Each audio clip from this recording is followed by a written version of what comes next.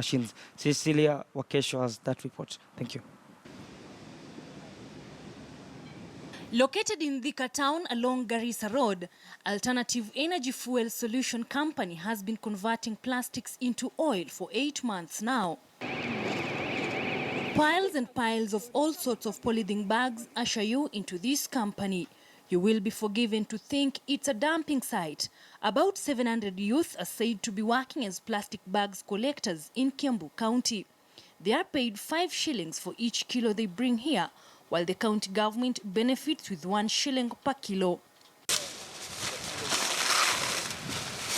These ladies are busy sorting the plastics before they are taken through 5 processes that in the end turn into oil. That pre-processing basically is the cleaning of the plastic and the shredding of the plastic. The plastics are first passed through this machine that cuts them into smaller pieces. They are then taken through the second process where the moisture in them is removed before undergoing the third process that dusts the plastics. This alarm is positioned here for these 2 workers. They know too well that anytime it blinks, they ought to work faster in feeding plastics into the main plant that has a capacity of receiving up to 12 tons of plastics per day, and in return produce between 5,000 to 6,000 liters of oil in a day. We heat the plastic to a temperature of 550 to 600 degrees centigrade and add certain chemical catalysts to help break down those carbon chains back into their shorter forms.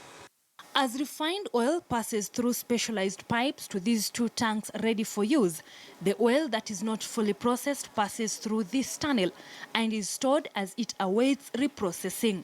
These oils are the final products of burnt plastics. The sample depends on the clarity and color of the initial plastic. It is a valuable product to be used in boilers, in heat furnaces and steam generation. There is also carbon that is emitted from the burning of the plastics. The Chief Executive Officer of the company, Raj Kent, says they plan to use it to make building bricks. And he is worried too, as the plastic ban is set to kick off on Monday. We are still transporting plastic bags from the dump sites. So we are not sure as to whether we will be allowed to continue transporting these bags or not, or whether industries like ours, which are recycling the plastic, are going to be affected by this ban. Research shows that plastics take more than 50 years to decompose, with a question lingering on whether this company will be sustainable after the ban on plastics come Monday next week. Cecilia Wakesho, KTN News.